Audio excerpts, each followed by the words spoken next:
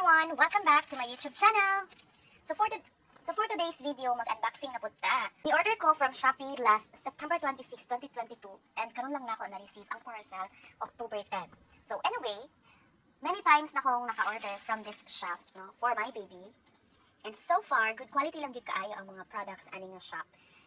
And makita gid nimo sa ilang shop, halos kumpleto siya tanan, ng mga gamit pang babies, napod siya health and safety for babies, clothing, shoes, napod siya for feeding and nursing, and napod siya mga toys. So daghan gid kaayo.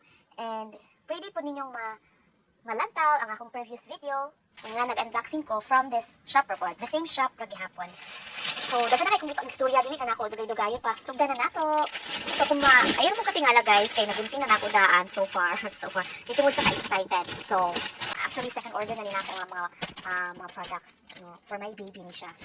So first item is, so I ordered 2 pieces of baby cotton training panty for 65 pesos each. Ang size ani kay large and suitable siya for 12 to 16 kilograms. So akong abrihan, we have the lemon, the sign, muna siya, lemon. So tsada kaayo ni siya nga pagka-panty kay cotton. And naputay rabbit design. So, tsada gid siya. Cotton. Okay, so dali ko ako na-order ani kanang. Bilan na ko na-order. Ani. Second time.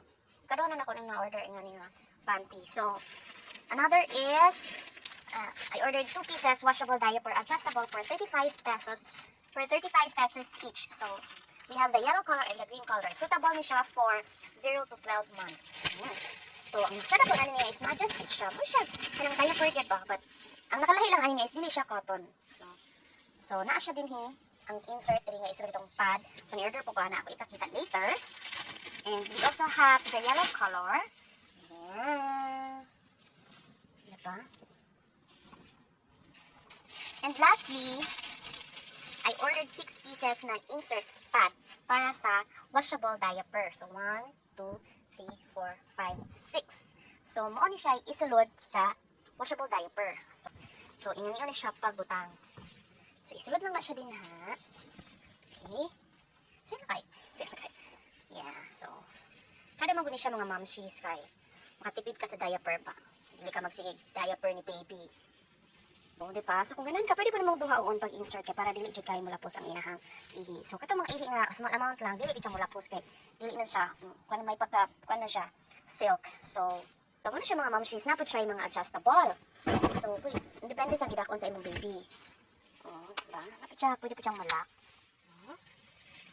So, inga na siya katsada mga mamshies. Diba? So, napod siya garter. O, diba? Nice kayo mga mamshies. So, na ako'y shipping fee, ani, na 68 pesos, kaya naka-discount man ko, and then na ako'y 5 pesos na shop voucher.